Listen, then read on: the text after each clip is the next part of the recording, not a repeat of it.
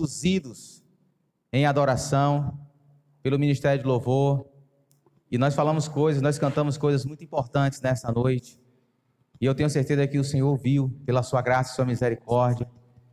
E que Ele nos prepare, nossa alma, nosso coração, Valto e os demais aqui do Ministério Louvor, para de fato nos prepararmos para essa vinda gloriosa, e encontrarmos com o nosso Senhor. E nós cantamos aqui que nós estamos preparando, colocando as nossas vestes brancas para dançar com Ele, para estar com Ele. E que o nosso prazer de fato esteja em estar com o nosso Senhor todos os dias, já começando daqui até aquele grande e glorioso dia. Obrigado, meu irmão. E que Cristo vai voltar para sempre estarmos com Ele. Amém, meus queridos? A você que nos visita nessa noite, receba o nosso abraço, receba o nosso carinho. Queria também parabenizar as meninas do Ministério Infantil. Que Deus continue abençoando. Oremos pelas nossas crianças, oremos pelos nossos adolescentes, oremos pelos nossos jovens, porque crianças, adolescentes e jovens é a nova geração que está surgindo, e nós oramos ao Senhor que Deus levante uma nova geração de meninos e meninas que de fato amem ao Senhor, que de fato tenha prazer na palavra do Senhor, que de fato se tornem homens e mulheres de oração, homens e mulheres de Deus que vivam na história para honrar o Senhor, para viver a palavra do Senhor, para servir ao Senhor, para ser instrumento do Senhor, para a edificação do reino de Deus. Oremos pela essa nova geração que está surgindo, crianças, adolescentes e jovens, em nome de Jesus. Oremos pela liderança desses ministérios, que não é simples, não é fácil, liderar essa nova geração, os novos desafios. Oremos pela nossa liderança, em nome de Cristo Jesus. Queria enfatizar, meus irmãos, antes de nós lermos o texto sagrado, o aviso que foi dado. Primeiro, amanhã é segunda, né? Terça-feira, nós temos oração aqui de manhã cedo, já retornamos, viu? As atividades já deu start já, e nós já estamos aqui em oração. E de hoje a 8, no próximo domingo, nós não teremos encontro público. O culto continua na nossa casa. Se a gente for viajar, o culto é lá. Se a gente ficar na nossa casa, o culto é lá. Se for para um sítio, se for para a fazenda, se for para uma praia, o culto é lá. Mas o nosso encontro público aqui, nós não teremos nem pela manhã e nem pela noite. Amém, meus irmãos? Tá entendido? Para depois você não chegar aqui domingo que vem, fala, pastor, não vai abrir a igreja não? Opa, presta atenção, tá bom? Abramos as nossas Bíblias, por gentileza, no Evangelho de Jesus Cristo, segundo escreveu Marcos. Nós estamos com uma nova série de mensagens, e o título da série de mensagens é Com o Pé Direito, redefinindo prioridades para começar bem. Existem disciplinas, práticas espirituais que Deus, na sua palavra, coloca para nós, para nos preparar, para a gente começar o ano, para a gente viver o ano bem, na presença do Senhor. E nós estamos falando sobre isso na primeira série de mensagens desse ano. E eu gostaria que você abrisse comigo em Marcos capítulo 1. Nós vamos ler do versículo 35 até o versículo 39. Marcos capítulo 1, verso 35 a 39. Amém? Vamos abrir e vamos ler a palavra de Cristo. De madrugada, quando ainda estava escuro, Jesus levantou-se, saiu de casa e foi para um lugar deserto, onde ficou orando. Simão e seus companheiros foram procurá-lo, e ao encontraram disseram: todos estão te procurando. Perceba comigo o ponto de exclamação: todos estão te procurando. Jesus respondeu: vamos para outro lugar, para os povoados vizinhos, para que também lá eu pregue. Foi para isso que eu vim. Então ele percorreu toda a Galileia, pregando nas sinagogas e expulsando os demônios. Podem se assentar em nome de Cristo Jesus.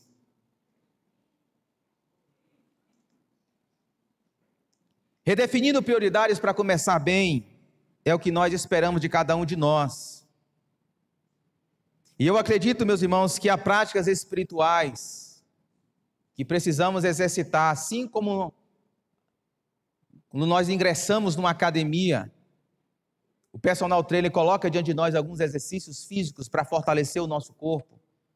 O cristão, a cristã, o homem e a mulher de Deus nessa geração também precisa de alguns exercícios espirituais, de algumas disciplinas espirituais para fortalecer não o seu corpo físico, mas fortalecer a sua mente e o seu coração diante de uma cultura que faz forte oposição contra o reino de Deus.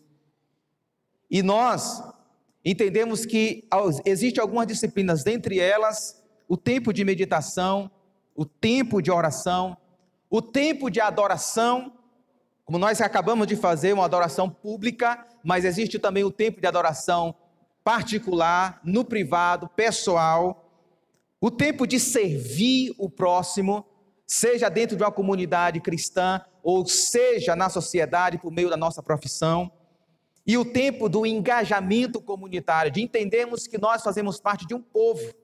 Como nós cantamos aqui, Jesus vem buscar não uma pessoa, mas Ele vem buscar um povo. Como nós aprendemos hoje aqui na EBD, que a cruz de Cristo, Jesus morre na cruz para conquistar um povo, e eu faço parte desse povo, dessa comunidade, a comunidade dos eleitos, a comunidade dos salvos, a comunidade dos redimidos. E na semana passada, à luz de Salmo 1, nós falamos sobre a importância de nós reservarmos tempo de qualidade em torno da palavra de Deus. E quando a gente lê o Salmo 1, a gente percebeu que o salmista, ele compara o homem e a mulher que medita na palavra de Deus dia e noite, como uma árvore plantada junto à corrente de águas.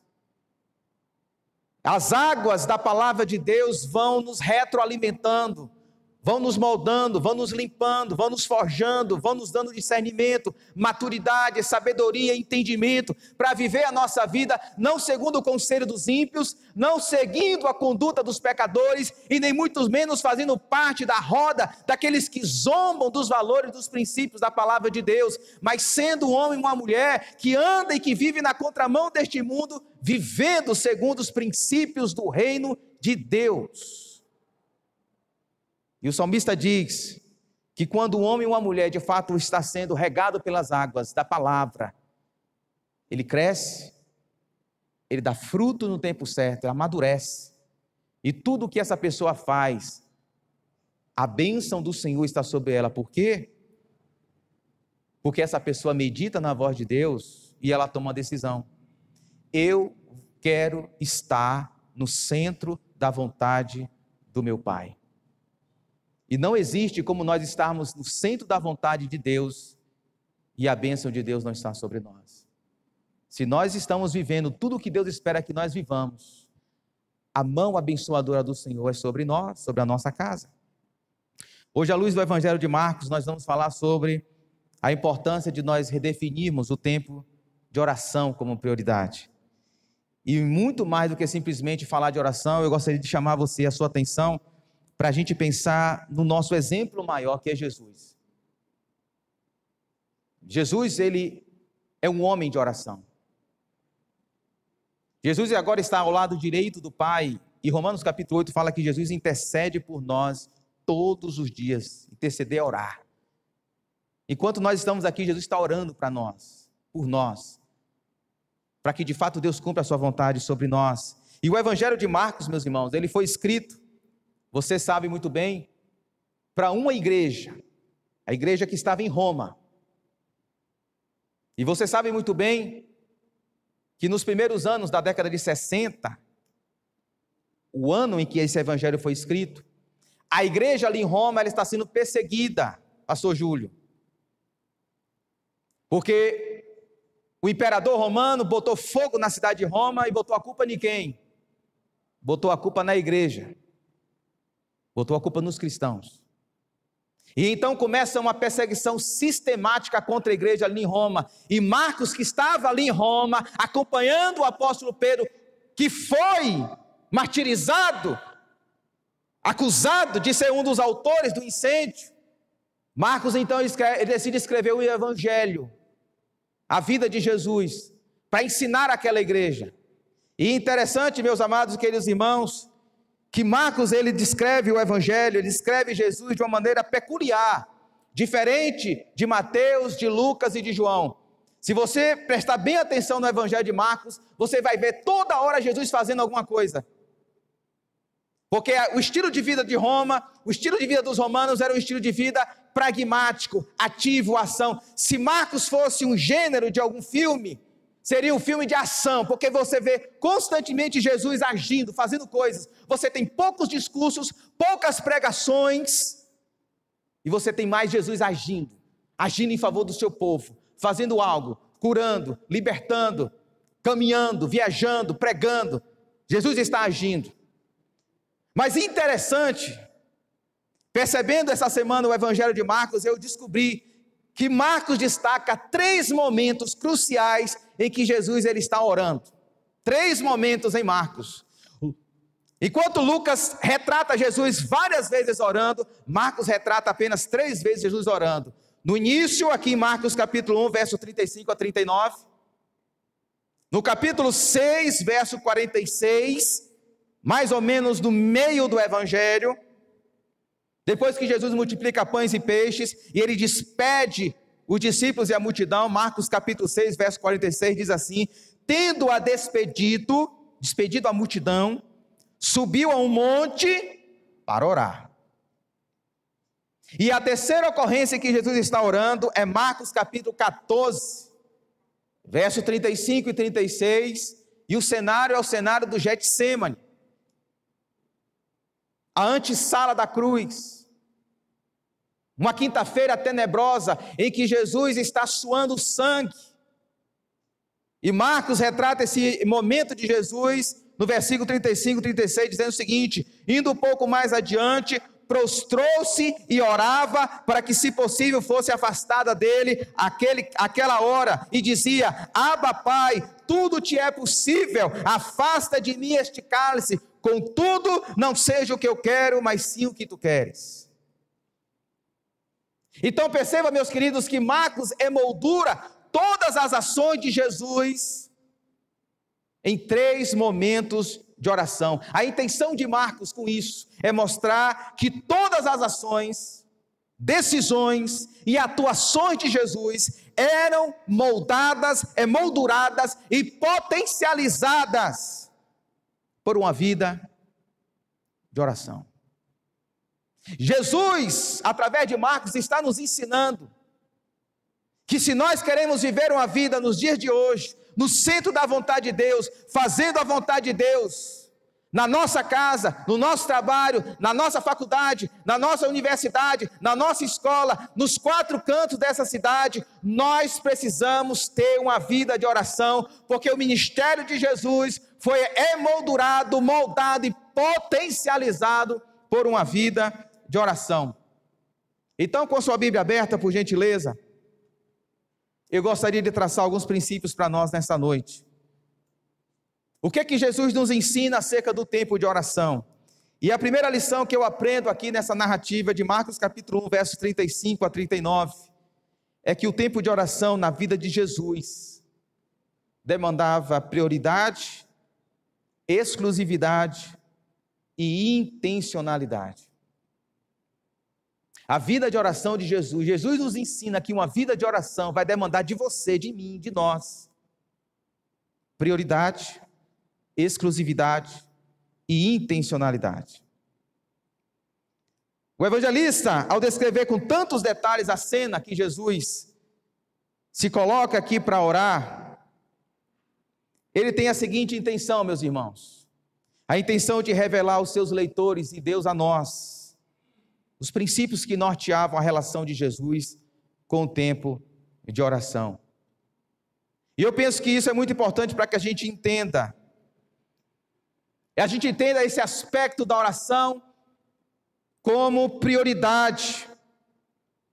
Pois se Jesus, e a tese de Marcos é essa, se Jesus é o Filho de Deus, Marcos já começa o seu evangelho dizendo, o evangelho de Jesus Cristo, o Filho de Deus. Se Marcos em todo o evangelho está querendo demonstrar que aquele filho de carpinteiro ele é o Filho de Deus.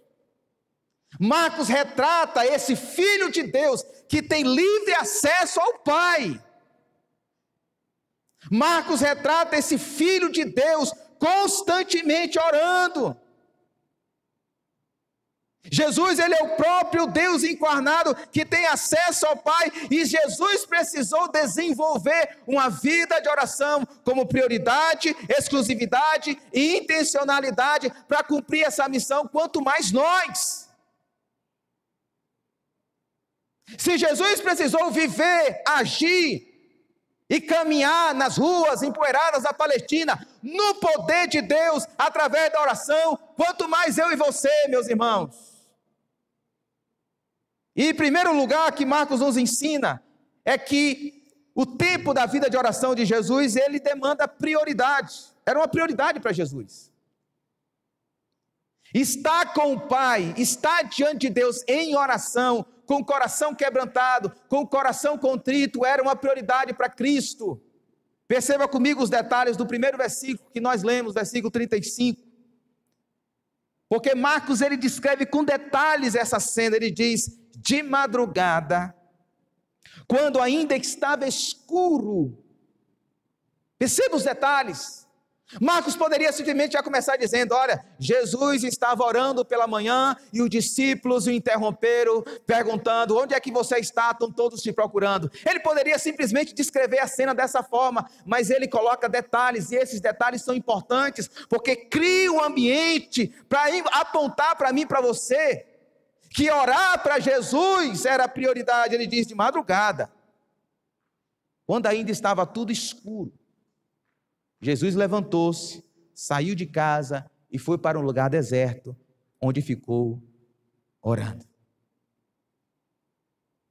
Quando Marcos usa essas expressões de madrugada, quando ainda estava escuro, Marcos quer nos mostrar o quando da oração de Jesus. Marcos quer nos mostrar o momento, o tempo, quando é que Jesus se levanta para orar. Quando é que Jesus começa o seu momento de comunhão, de conversação, de oração diante do seu Pai? Marcos, ele diz, é de madrugada, quando ainda estava escuro. Marcos está dizendo que o dia está apenas começando para Jesus. A cidade de Cafarnaum, e Jesus está em Cafarnaum, uma cidade costeira, praiana. E Marcos está dizendo que o dia começa para Jesus no ambiente de oração. Jesus começa o seu dia, e um dia que seria cheio de compromissos, mas ele começa esse dia na presença de Deus, ainda de madrugada, ainda escuro, e os primeiros passos que Jesus dá para viver aquele dia é estar na presença do seu Deus. E a grande pergunta que nós podemos fazer é: por que Jesus acorda de madrugada, coloca o seu despertador para despertar logo cedo, escuro, de madrugada, quando ainda está escuro, quando todo mundo ainda está dormindo? Porque a oração para Jesus é uma prioridade na sua agenda. Jesus é a encarnação do provérbio, escrito pelo sábio lá no capítulo 8, verso 17 de Provérbios, que diz assim: eu amo os que me amam, e os que de madrugada me buscam, me acharão.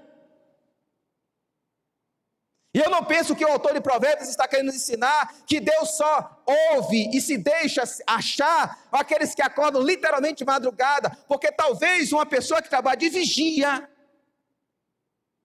e passa a noite toda acordado, a madrugada para essa pessoa talvez seja de manhã cedo, ou seja, na metade da manhã, quando ele está com vontade de dormir, mas ele coloca o despertador para acordar, porque ele quer começar aquele dia na presença do seu Pai. O que Provérbios e Jesus está nos ensinando é que nós precisamos colocar Deus como prioridade, estar com Deus como prioridade, abrirmos mão muitas vezes de um tempo para fazer outras coisas, outras demandas, para estarmos na presença de Deus.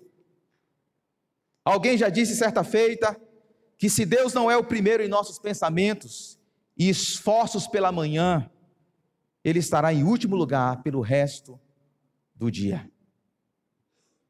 Jesus nos ensina que está na presença do seu Deus, do seu Pai, buscando orientação, buscando discernimento, buscando poder para viver a vida na perspectiva de Deus, é uma prioridade. Em segundo lugar, o tempo de oração para Jesus demanda exclusividade.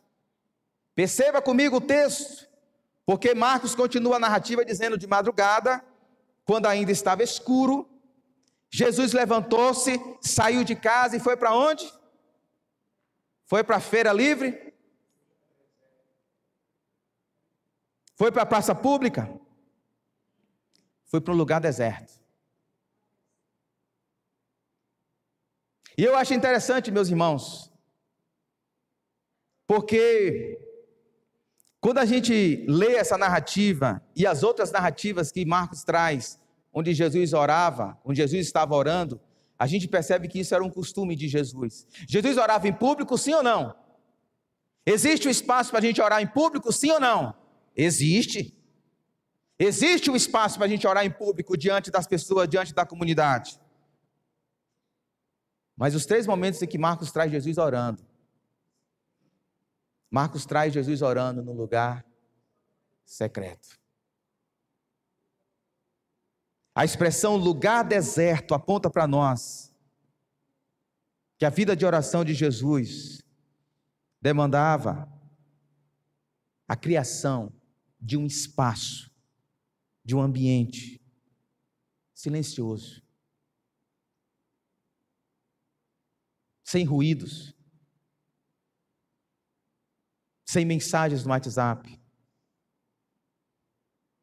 onde a nossa alma se aquieta diante de Deus, sem barulhos. As 3 vezes que Jesus está orando em Marcos, perceba comigo, Marcos capítulo 1, Marcos capítulo 6 diz que ele vai para um monte orar. Marcos capítulo 14 fala que Jesus está num jardim, chamado Jardim do Getsêmani. E pela narrativa, Marcos nos informa que Jesus tinha o costume de ir no Getsêmani, tanto é que Judas, sabendo disso, orquestra para que Jesus seja preso naquele jardim, porque era costume de Jesus ir para o jardim, onde a sua alma se aquieta. Porque, meus irmãos, se nós não criarmos ambientes silenciosos de oração, a gente vai orar, a gente vai clamar, a gente vai suplicar e a gente não vai perceber a voz de Deus para as nossas vidas. Por quê? Porque a nossa alma está barulhenta. Nós precisamos de ambientes de oração. Talvez esse ambiente na minha e na sua vida sejam diferentes do ambiente de Jesus. Jesus recorria a jardins, Jesus recorria a montes. Talvez na sua vida o deserto ou o jardim seja o seu quarto, seja a pia da sua cozinha, seja o seu veículo, seja o seu escritório, o seu gabinete de trabalho, seja o quintal da sua casa. Na minha realidade, por exemplo, tem um quarto lá em casa, o quarto que a gente está lá guardado, né? Se Deus mandar, o segundo filho já está lá, o quarto já está lá, mas esse quarto é o meu quarto de oração. Ainda não veio, né, pastor Júlio? Tu ora, pastor Júlio. Aí, ó, Deus já ouviu o Danilo. Deus já ouviu o Danilo, tá vendo? O cara que ora é diferente, né? O pastor precisa orar mais. Eu tenho uma escrivania, um escritório onde eu estudo, onde eu preparo os sermões, os estudos bíblicos, mas aquele ambiente não é o melhor ambiente para mim. Aquele ambiente para mim é barulhento. É ali que eu resolvo demandas, é ali que eu atendo o celular, é ali que às vezes eu aconselho pessoas. Aquele ambiente para mim é um ambiente de ruídos, não é um ambiente melhor para eu ouvir a voz de Deus. Então eu vou para esse quarto quando eu quero rasgar o meu coração diante do Senhor. Eu não sei qual é a realidade da sua vida, mas para Jesus, esse momento com Deus demanda exclusividade. É você e o seu Pai. E nesses momentos em que Jesus se encontra, nesses lugares exclusivos e solitários, Jesus ele ganha dimensão, sabedoria e discernimento para viver o seu ministério. Mas em terceiro lugar, A caminhada de oração de Jesus aponta para nós intencionalidade. Porque isso tem que ter intencionalidade nossa, meus irmãos. A gente tem que se programar para isso. Veja comigo, o verso 35 diz assim, ó: perceba os movimentos do texto sagrado. De madrugada, quando ainda estava escuro, o que Jesus fez? O que Marcos diz que Jesus fez? Vê aí na versão comigo, ó. Levantou-se. Deguste comigo a palavra de Deus, ó. Levantou-se. Cria essa cena na sua mente. Ele se levanta, ele sai da sua casa e foi. Foi para um lugar deserto e ali orava. Ou na minha versão, e ali onde ficou orando. Me chamou a atenção esses 3 primeiros movimentos de Jesus. Levantou-se, saiu e foi. Porque esses 3 movimentos de Jesus apontam para mim, e como Marcos escreve, dá a ideia de ações pontuais e decisivas. Ele levantou-se, ele saiu e ele foi. Essas 3 ações de Jesus apontam para mim a decisão de Jesus de intencionalmente estar orando de madrugada. Intencionalmente Jesus se organiza, se planeja, levanta, sai e vai. Os 3 primeiros verbos, esses 3 movimentos, indicam ações como resultado de alguém que sabe o que quer, que sabe o que deseja, e realmente ele vai, ele se planeja e ele tem a intenção de realmente fazer o que quer. Não tosqueneja, não tem dúvidas, ele sabe o que ele quer de manhã cedo. Ele se levanta, ele sai da casa e ele vai, e ele fica orando. O verbo orava ou ficava orando está no tempo contínuo, ou seja, a única ação aí do texto que indica uma ação contínua e constante é o verbo orar. Todos os outros demandam ações pontuais e decisivas. Jesus tem intenção de estar onde está. Deixa eu ilustrar para vocês. Imagine que você tem um compromisso com alguém, talvez atender um cliente, e o cliente marca com você 4 horas da manhã. Se você realmente quer atender esse cliente 4 horas da manhã, o que é que você tem que fazer? Eu pensei em algumas coisas. Se a gente realmente quer atender essa pessoa 4 horas da manhã, a gente tem que ter alguns compromissos no dia anterior, sim ou não? Claro. Em primeiro lugar, eu penso que nós temos que fazer é colocar o relógio para despertar, talvez aí 3h25, 3h30. Sim ou não? Tem que ser assim. O pessoal que trabalha com aplicativo, não adianta você botar 3:55, você não vai dar tempo. Eu penso que a segunda coisa que a gente tem que fazer é o quê? É se programar no dia seguinte. Como assim, pastor? Se tem um futebol que termina meia-noite, eu não posso assistir. Porque se eu assistir o futebol, eu não vou conseguir acordar cedo. Se o pessoal me chama para comer uma pizza, eu não posso. Porque se eu sair para comer essa pizza, eu vou chegar tarde, não vou conseguir acordar cedo. Se tem algum outro atendimento, eu não posso atender você nesse horário de meia-noite, de 1 hora da manhã, porque eu preciso acordar 3h25, 3h30 da noite. Você começa a cortar, a tomar decisões de abrir mão de algumas outras demandas e compromissos para atender aquele cliente às 4 horas da manhã.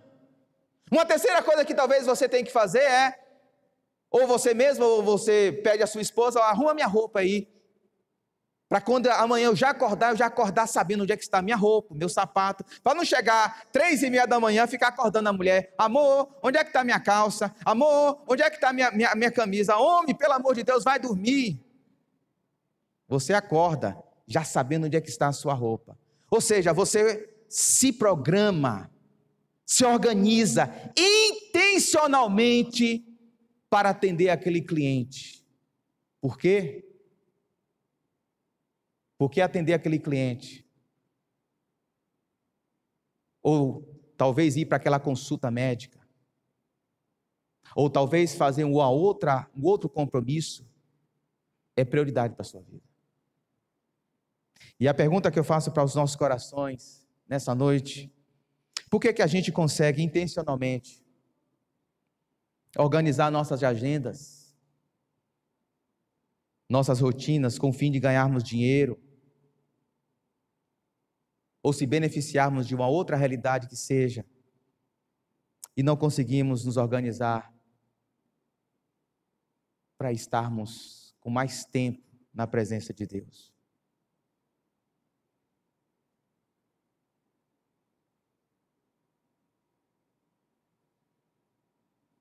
Por que que para tantas outras coisas da vida a gente consegue se reorganizar, se reinventar, abrirmos mão? Porque a gente não pode perder aquilo ali. A gente não pode se atrasar. E nós não conseguimos reproduzir essa mesma atitude para estarmos na presença do nosso glorioso Deus. Um tempo de qualidade. Com tempo de qualidade, meu irmão. Eu olho para esse texto aqui e eu vejo Jesus fazendo isso. Eu olho para Jesus e eu vejo Jesus colocando o celular dele para despertar 3:30 da manhã. E ele acorda, ele se levanta, ele sai de casa, ele vai orar. Porque ele não quer começar o seu dia sem estar diante da presença do seu Pai. Por quê? Porque estar diante de Deus, pedir orientação a Deus, ser revestido do poder de Deus, é prioridade para ele. E isso demanda intencionalidade. Isso demanda intencionalidade nossa também. Mas o segundo princípio que eu gostaria de traçar com vocês é que se o tempo de oração de Jesus demanda prioridade, exclusividade e intencionalidade, eu olho para esse texto e percebo também que o tempo de oração na vida de Jesus compete com urgências e distrações. A vida de oração de Jesus compete com urgências e distrações. Jesus, ele está orando e ele tem que competir o seu momento com o Pai, com urgências que se apresentam diante dele, com demandas, com compromissos e com distrações. Perceba comigo o texto. O texto continua no verso 36, a narrativa, e diz assim para nós: Simão e os seus companheiros, e se você observar o contexto, os companheiros de Simão aí, é seu irmão André, é Tiago e João, filhos de Zebedeu, são os 4 primeiros discípulos de Jesus. Os outros 8 ainda não têm. Jesus está no começo do seu ministério. Simão e seus companheiros foram procurá-lo, e ao encontrá-lo disseram: irmãos, eu gosto sempre de chamar a atenção de você para o texto sagrado, para a Bíblia, e perceber os movimentos do texto, os detalhes do texto. Eu não sei como é que está na sua versão, mas na minha tem um ponto de exclamação aí no final dessa frase. Todos estão te procurando. E você aprendeu na escola que o ponto de exclamação traz a ideia para nós de entonação da voz. Pedro não chega assim: todos estão te procurando, Jesus. Pedro chega gritando: todos estão te procurando. Aonde é que você está? Está todo mundo te procurando. E eu penso, meus irmãos, que quando Pedro fala dessa forma, todos estão te procurando, Pedro coloca diante de Jesus, no momento da oração, a urgência, as demandas. E se você observar comigo o contexto do texto sagrado, esse todos quem é respondido no verso 32 e 34 de Marcos capítulo 1. Porque os versículos 12 a 34 diz que ao anoitecer, depois do pôr do sol, o povo levou a Jesus todos os doentes e os endemoniados. Toda a cidade se reuniu à porta da casa de Pedro. E Jesus curou muitos que sofriam de várias doenças, também expulsou muitos demônios. Deixa eu te dar o contexto desse texto. É um sábado, Jesus vai na sinagoga pregar, e Jesus na sinagoga ele expulsa um demônio de um rapaz. O povo fica abismado: uau, que profeta é esse? E a fama de Jesus começa a se espalhar pela Galileia. Jesus está em Cafarnaum. Jesus vai para a casa de Pedro. Quando Jesus chega na casa de Pedro, a sogra de Pedro está doente. E muitos dizem que por isso que Pedro negou Jesus, porque curou a sogra dele. O povo fala aí, né? Não sei. Jesus cura a sogra de Pedro. E quando Jesus cura a sogra de Pedro, a fama de Jesus se espalha ali em Cafarnaum, e o povo leva muitos doentes e endemoniados, e Jesus passa o sábado inteiro, porque o texto está dizendo ao anoitecer, até o anoitecer, Jesus está trabalhando. Quando é domingo de manhã, de madrugada, ele se levanta e vai orar. E quando ele está orando, buscando alinhar o seu coração diante de Deus, Pedro chega: onde é que você está?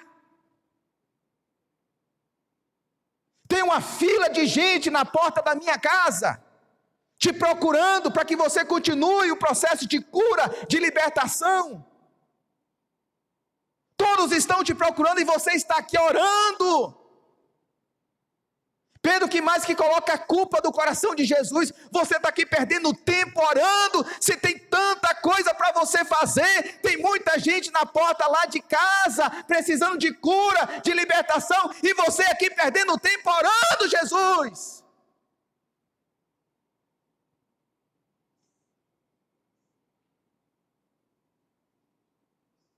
Eu não sei você, mas muitas das vezes, eu me sinto às vezes culpado, diante de tanta coisa para fazer, separar tempo de qualidade para estar orando. Porque a nossa geração, cheia de coisas para fazer, coloca na nossa mente que orar é perder tempo. Oração é perder tempo. Eu e você, meus irmãos, também nós sofremos dessa tentação. Quantas vezes nós somos tentados a abrirmos mão do tempo de oração por causa das nossas urgências, por causa dos nossos compromissos. O dia começa e a primeira coisa que a gente faz é olhar no WhatsApp para saber se tem alguma mensagem, uma mensagem de algum cliente, a mensagem de algum familiar, a mensagem de algum irmão pedindo ajuda. Mensagem de um fornecedor dizendo que a mercadoria acabou de chegar e você precisa correr para a empresa. Mensagem de algum cliente que necessita urgentemente dos seus serviços. Você mal toma café com sua esposa e já está respondendo no WhatsApp, já está na correria. Mensagem de algum irmão da igreja querendo receber uma demanda. E nós, como pastores, corremos esse risco sério de ficarmos na correria frenética, tentando resolver a vida dos outros, os problemas dos outros, e esquecermos de estarmos na presença de Deus. É uma tentação nossa. É filho que tem que ser levado para a escola, é esposa que tem que ser levada para o trabalho,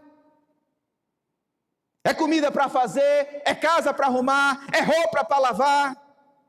É criança, filho, que precisa que você sente na mesa com ele para ensinar o dever de casa. E todos esses compromissos, meus irmãos, eles concorrem com o nosso tempo de oração. Jesus não está orando porque ele tem tempo livre. Jesus não está orando e priorizando a oração porque a agenda dele é uma agenda suave. A agenda de Jesus é tão abarrotada quanto a sua. Mas Jesus começa o seu dia na presença do Pai, porque a oração para Jesus é prioridade. Ele não consegue viver, caminhar, servir, pregar, curar, libertar, sem estar na presença do seu Pai, sem estar revestido de discernimento, de poder e de autoridade que vem por meio da oração. E Pedro coloca essas demandas para Jesus, e qual a resposta que Jesus dá para essas urgências e demandas? O texto responde para nós: Jesus simplesmente, ele ficou orando. As urgências bateram na porta dele e Jesus não abriu mão. primeiro lugar tem que estar o meu momento com o meu Pai, com o meu Deus. O pastor presbiteriano Hernandes Dias Lopes, conhecido nosso, foi meu professor de pós-graduação e é conhecido de muitos irmãos aqui. Ele escreveu certa feita: quando o homem trabalha, mas quando o homem ora, Deus trabalha. Eu acredito nessa frase. Quando o homem trabalha, mas quando o homem ora, é Deus que trabalha. E essa terça-feira eu tive uma experiência interessante, extraordinária, que já fazia meses que eu não tinha na presença de Deus. Terça-feira agora, nós viemos aqui orar. E meus companheiros, por conta de imprevisto, meus companheiros de oração, meus companheiros de terça-feira, eles não puderam estar aqui, eu me encontrei sozinho. E eu aproveitei a oportunidade para fazer orações ousadas, que nunca mais eu tinha feito diante de Deus. Eu pude falar coisas para Deus que eu não tenho coragem de falar na frente de alguns irmãos. Eu orei pela igreja e fiz pedidos ousados por você que está sentado aqui. Eu orei pela sua vida, eu orei pela sua família, eu orei pelas famílias da igreja, coisas extraordinárias. E eu passei 40 minutos aqui na presença de Deus. E eu voltei para casa. E eu voltei para casa porque eu tinha que fazer minhas labutas, minhas demandas. Eu vou narrar aqui um pouquinho da minha terça-feira. Quando eu cheguei em casa, na terça-feira, depois da oração, eu levei Davi para a escola. E depois que eu levei Davi para a escola, eu trabalhei. Trabalhei dentro de casa, mas eu tive que trabalhar. Eu cozinhei. Ainda pela manhã tive tempo de andar de bicicleta, eu me exercitei. Terminei os estudos da preparação dos diáconos, que tinha meses que eu estava tentando terminar esses estudos de preparação de treinamento dos diáconos, e eu não conseguia terminar. Pela graça de Deus eu consegui terminar. Terminei o estudo ainda de preparação dos pregadores, do Teleios. Nós vamos ter o primeiro encontro agora dia 9. Dia 8, melhor dizendo, eu consegui terminar. Pela tarde ajudei Davizinho com as tarefas de casa, com as tarefas da escola. Lavei os pratos. Fiz o café para quando Rita chegasse, tivesse o que comer. Terminei o sermão de quarta-feira. Comecei o sermão de domingo. E quando fui deitar, virei para Rita e disse, eu não sei se ela vai se lembrar, eu falei assim, rapaz, como meu dia rendeu, eu fiz tanta coisa hoje. Tentei namorar ainda, Valtão, mas a mulher falou assim, estou cansado. Eu falei assim, não ora. Quem não ora, meu irmão, está cansado. Quem não ora, cansa. Eu falei, você não orou? Eu orei, eu não estou cansado. E você não ora? Eu falei para Rita, Rita, como é que meu dia rendeu tanto? Eu fiz tanta coisa hoje, em 24 horas, que eu estava 48 horas. E aí eu me lembrei dessa frase do Hernandes Dias Lopes. Que quando a gente ora, meus irmãos, quando a gente tem um tempo de qualidade na presença de Deus, Deus trabalha por nós. O diabo vai tentar você, a você abrir mão do tempo de Deus, porque você tem muita coisa para fazer, mas não abra mão. Não abra mão do tempo de qualidade na presença de Deus. E eu quero ir para o último ponto. Em primeiro lugar, o tempo de oração de Jesus demanda prioridade, exclusividade, intencionalidade. O tempo de oração de Jesus concorre e compete com distrações e urgências. Mas em terceiro lugar, o tempo de oração na vida de Jesus mantém o foco da sua missão. É o que ajuda Jesus a não ser distraído e não perder o foco. Veja comigo os versos 38.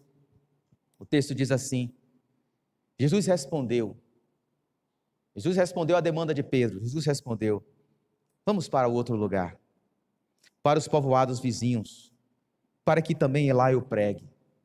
Foi para isso que eu vim. Diante da pergunta, ou diante da demanda de Pedro, todos estão te procurando, qual era o mais natural que Jesus respondesse? Sinceramente, pense comigo essa imagem. Jesus está orando, chega Pedro, tem uma fila de gente lá em casa, todo mundo está te procurando. Qual era o natural de Jesus? Tudo bem, estou chegando, vou lá resolver os problemas, vou lá curar as pessoas, deixa comigo, deixa eu só terminar aqui minha oração, vou lá, tomo um cafezinho e começo a atender um por um. Esse seria o automático, o natural, sim ou não? Claro que sim. Mas perceba a visão, a maturidade da resposta de Jesus. Jesus, ele responde: vamos para o outro lugar. Tem uma porrada de gente procurando ele na casa de Pedro, mas ele diz: temos que ir para outra direção.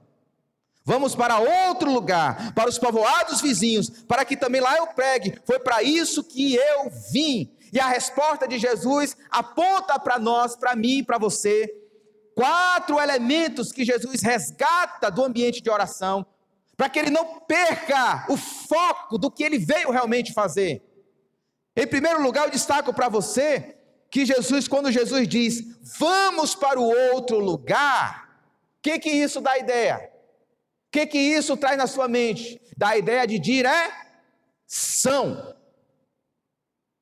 Jesus sabe qual é a direção de Deus para a sua vida. Quando Jesus levanta do ambiente de oração, ele sabe aonde Deus quer que ele vá. Não é para a porta da casa de Pedro, é para outra região, para as cidades circunvizinhas. Da onde ele resgata isso? Do ambiente de oração. Em segundo lugar, quando Jesus responde para eles, vamos para o outro lugar, para os povos vizinhos, para quê? Para quê? O para quê aqui, meu irmão, dá a ideia de propósito. Quando Jesus levanta daquela oração, ele sabe qual é o meu propósito. Muitas das vezes nós não temos consciência do propósito das nossas vidas, do propósito de nós trabalharmos aonde a gente trabalha, do propósito de morarmos aonde a gente mora, do propósito de estudarmos aonde a gente estuda, porque nós não estamos no ambiente de oração. Jesus sai desse ambiente sabendo qual é o meu propósito, para que lá também eu pregue. É propósito, é vocação, é missão. Em terceiro lugar, quando Jesus responde para eles assim, foi para isso que eu vim.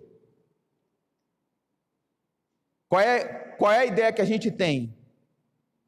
A ideia de vocação. Quando a gente não ora, a gente perde o senso de vocação. A pergunta que eu faço foi: para quê? Para que você veio a este mundo? Você tem consciência disso? Por que Deus escolheu você e descartou milhões e milhões de espermatozoides? Para quê? Jesus, ele sai do ambiente de oração e ele sai, foi para isso que eu vim. Ele sabe para onde Deus quer levá-lo. Ele sabe o propósito da sua vida. Ele tem consciência da sua vocação, porque ele coloca a oração como prioridade para ele. Muitas vezes nós andamos perdidos, achamos que o grande propósito da nossa vida, a grande missão de Deus para nós é ganharmos dinheiro, para comprarmos mais, para termos uma vida confortável, mas isso é uma visão capitalista e mundana. Quando nós não oramos, quando nós não priorizamos a oração, o momento, o contato com o nosso Pai, nós perdemos de vista, meus irmãos, o foco do que realmente Deus nos chamou para ser e fazer na história. Qual é a direção de Deus para a sua vida hoje? Para onde Deus está conduzindo a sua vida hoje? Quais são os compromissos que Deus quer que você não abra mão hoje? Quais são as responsabilidades que Deus colocou na sua mão hoje? Qual é o senso de vocação sua hoje? Para que você veio? Para onde Deus está conduzindo você? O para que de Deus para a sua vida, você consegue responder? Se nós não conseguimos responder essas perguntas, meus irmãos, é porque temos orado pouco, é porque temos descartado o tempo de oração na presença do nosso Pai, e nós precisamos, em nome de Jesus, resgatarmos o tempo de qualidade da presença do nosso Pai. Como é que Jesus ganha consciência disso, meus irmãos? Quando ele ora, a urgência bate na porta dele, ele fala: não, estar com Deus é prioridade. E como consequência disso, o verso 39 diz: ele percorreu toda a Galileia, pregando nas sinagogas e expulsando os demônios. Jesus recebe poder para percorrer, para pregar, para expulsar, para viver no centro da vontade do Pai para a sua vida. E isso é justamente o que precisamos aprender, meus amados. Precisamos de poder. Precisamos de poder para viver tudo quanto Deus quer que nós vivamos. Precisamos de leitura, de óculos espirituais, para enxergarmos a direção de Deus para as nossas vidas. Precisamos de poder, meus amados, para pedir perdão para o nosso cônjuge, restaurar relacionamentos, nosso casamento. Precisamos de perdão, precisamos de poder, precisamos de discernimento, precisamos de graça para criarmos os nossos filhos no caminho do Senhor. Precisamos de poder, meus irmãos, vindo de Deus, para cuidarmos do nosso cônjuge, dos nossos pais. Precisamos de poder, meus amados irmãos, para fazermos a missão de Deus nas nossas vidas. E aonde nós vamos ganhar poder? Nós vamos ganhar poder no ambiente de oração. Porque o ambiente de oração é o momento em que Deus alinha a nossa mente e o nosso coração no foco de Deus. E a gente não distrai. Eu finalizo com a passagem de Marcos 14, 35, 36, que para mim é o grande exemplo.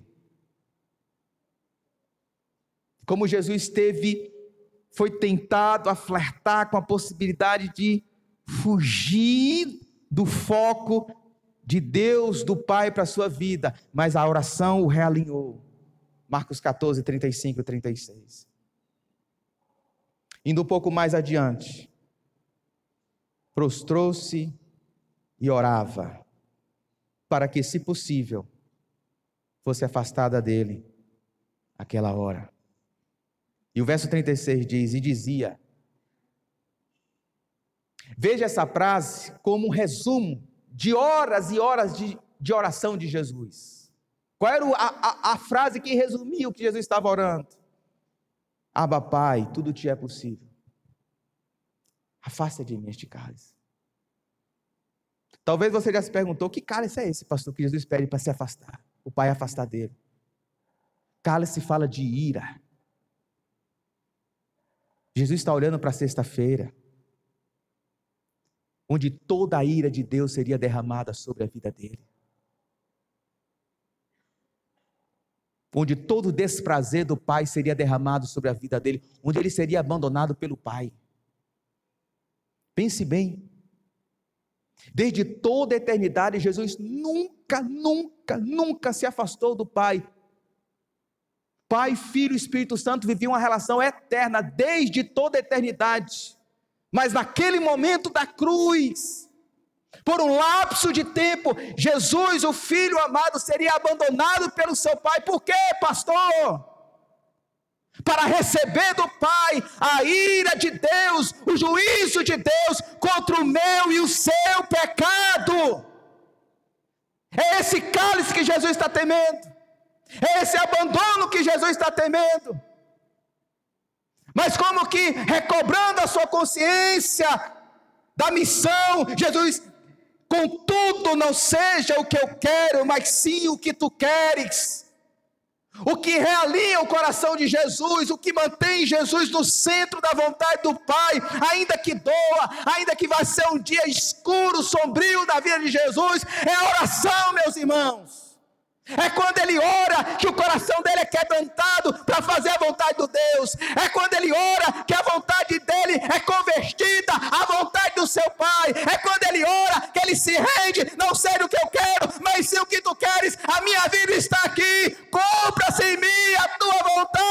aleluia, Senhor.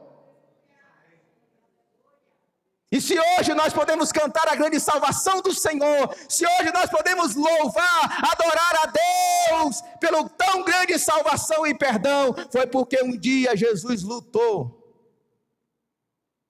em oração para se manter no foco e não abrir mão. Se você quer se manter no foco de Deus, não abra mão de momentos de qualidade na presença do seu Pai. Eu fecho, meus irmãos, essa noite com a citação de um pastor batista, puritano do século XVII, John Bunyan, que passou tantos anos na prisão por pregar a palavra de Deus. Um homem de Deus, batista. E ele escreveu certa feita: aquele que encontra Deus em seu quarto, levará seu sabor para a sua casa, seu emprego e suas conversas. Aquele que se encontra com Deus no privado, no jardim de oração, ele transpira o odor, o perfume, o sabor de Cristo Jesus, para onde quer que ele vá.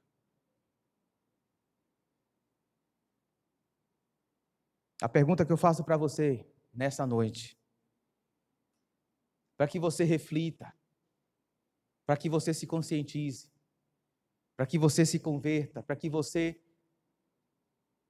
reprograme a sua vida, a sua agenda em torno dessa prática espiritual tão importante para nós. Sua agenda diária, sua agenda do cotidiano demonstra coerência com o que você diz ser prioridade para a sua vida.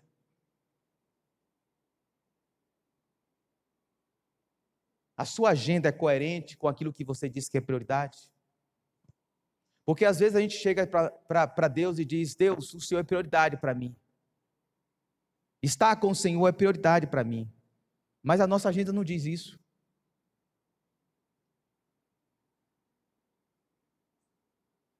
Quantos maridos chegam no início do ano e falam assim: esse ano eu vou me dedicar mais ao meu casamento, vou me dedicar mais à minha esposa, mas a agenda dele não demonstra isso. Quantas vezes nós começamos o ano dizendo: esse ano eu vou fazer um compromisso de ler a Bíblia de Gênesis a Apocalipse, mas a nossa agenda não revela isso. Quantas vezes nós começamos o ano dizendo: não, esse ano eu vou me dedicar aos estudos, porque eu quero prestar um vestibular, eu quero prestar um concurso público, e isso vai ser prioridade para mim, mas a nossa agenda não demonstra isso.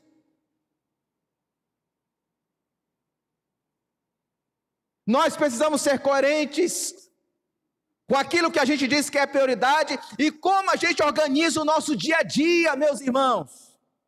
E a segunda pergunta que eu faço: a prática da oração, com tempo certo, lugar certo. Para Jesus foi de madrugada, quando estava tudo escuro. Para você pode ser um outro horário. Para Jesus era no deserto, no monte. Para você pode ser em outro lugar, não importa. O que importa é ter um horário certo, um lugar certo. A prática da oração com tempo certo e lugar certo tem feito parte da sua agenda, realinhando o seu coração na direção, no propósito e na vocação de Deus para a sua vida.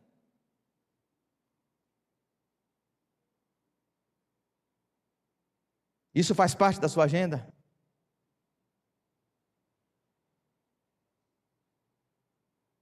Eu gostaria de orar com você. Peça isso ao Senhor. Se você olhar para a sua agenda e você perceber: poxa, como eu tenho negligenciado o tempo com Deus. Esse é o momento, Ele está aqui nessa noite. Ele está aqui nessa noite, Ele consegue, Ele tem o poder de restaurar as nossas vidas, de nos perdoar, de nos trazer de volta para a presença dEle. Eu gostaria de orar com os irmãos. Eu gostaria de orar com você. Porque muitas das vezes as nossas demandas, a nossa correria, vai sufocando como espinhos a nossa alma, meus irmãos. Nós precisamos ter cuidado com isso. Nós precisamos ter cuidado. Meu Deus e meu Pai que estás nos céus, como tua igreja, nós estamos aqui nessa noite. Nós estamos aqui nessa noite com o nosso coração prostrados, meu Deus. Com os nossos corações rendidos. Com os nossos corações compungidos. Nós prestamos nesta noite um culto racional ao Senhor. Uma adoração sincera ao Senhor, que nós cantamos aqui nesta noite, foi do fundo da nossa alma. O que nós ouvimos aqui nesta noite foi a Tua palavra, não foi palavra de homem. Quando Marcos decide narrar esse episódio da vida de Jesus, ele quer ensinar alguma coisa. Ele quer ensinar uma geração de romanos que só viviam numa correria, que tudo era pragmático, que tudo era a prática, o agir, o fazer. Ele quer ensinar para esses romanos, para essa igreja que está em Roma, que as nossas ações, o nosso trabalho, o nosso labor, precisa ser temperado com tempo de qualidade de oração. Que aqueles irmãos precisavam de tempo de oração para serem fortalecidos em meio à perseguição de Nero.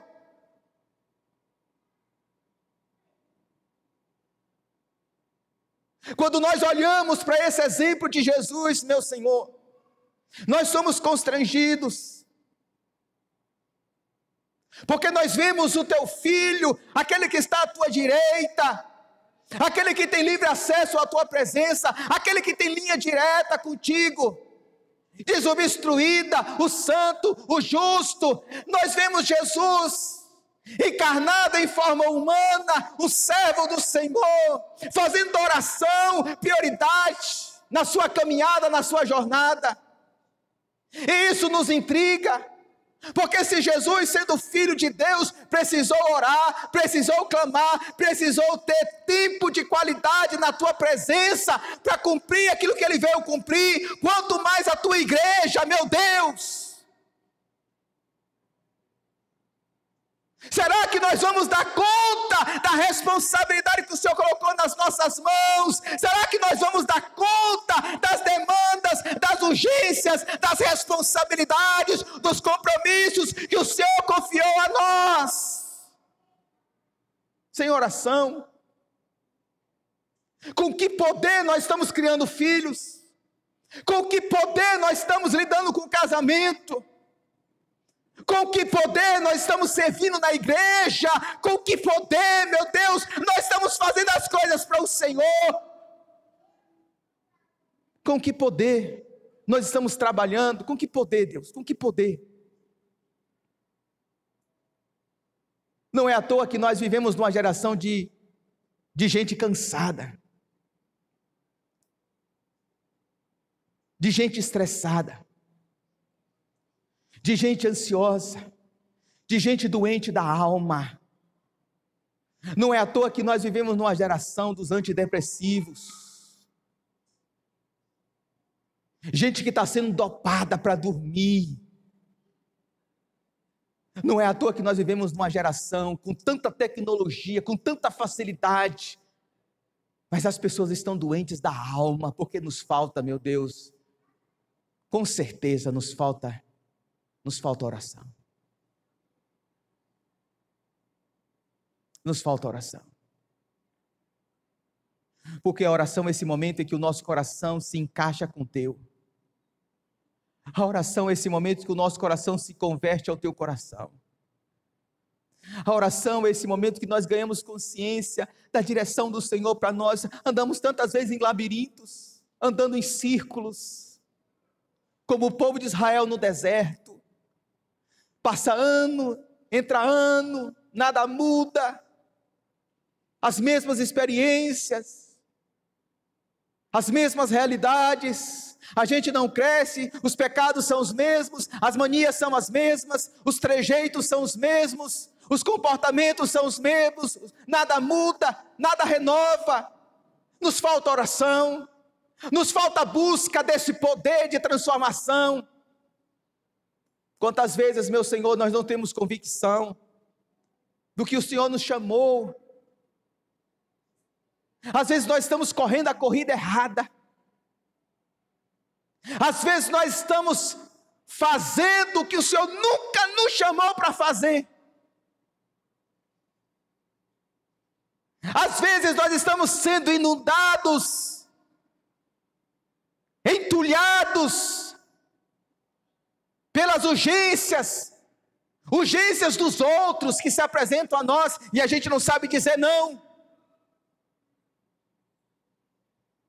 A gente não sabe dizer não muitas das vezes porque nós não sabemos e temos a convicção do que realmente o Senhor nos chamou para fazer. E a gente fica absorvendo muitas coisas e a gente acaba não fazendo coisa nenhuma, meu Deus, porque nos falta consciência, convicção do que o Senhor nos chamou para fazer na história. Qual é o tempo de Deus para nós hoje? É tempo de quê?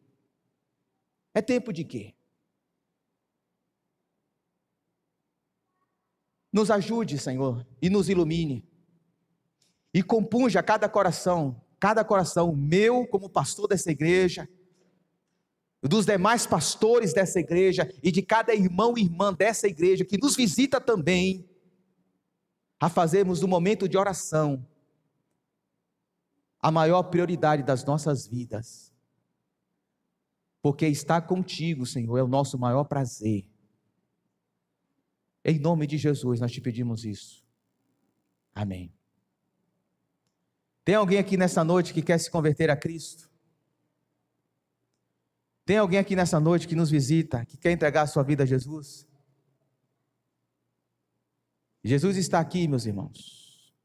Você que nos visita, quer se render a Cristo? Não? Vou pedir ao pastor Júlio para nos dispensar com a bênção apostólica. Ficava, pastor. E que Deus em Cristo continue vos abençoando em nome de Jesus. Fiquemos em pé, irmãos,